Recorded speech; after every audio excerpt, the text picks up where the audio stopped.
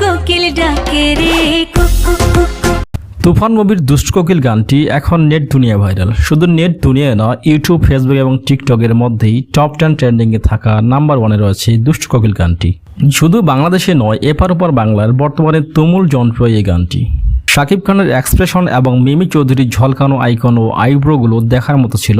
তবে এত কিছুর ভিড়ের মধ্যে দর্শকের মন কেড়েছে আকাশ সেনের সেই এক লাইনের দুষ্ট কোকিল গানটি, যে কিনা রাতারাতি ভাইরাল করে দিয়েছে আকাশ সেনের সেই লাইনটুকু। শাকিব খানের চেয়েও ভাইরাল হয়েছে সেই গানের লাইনটুকু।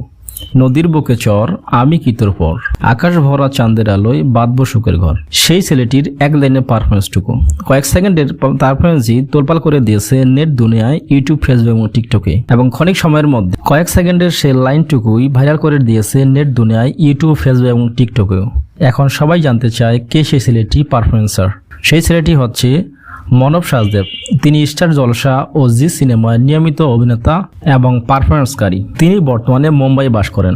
এত কিছুর ভিড়ে দর্শকের একটাই মনে কাঙ্ক্ষিত প্রশ্ন ছিল যে শুধু এক লাইনে কেন, শুধু পুরো গানটি যদি অভিনয় করতো তাহলে বেশি ভালো লাগতো।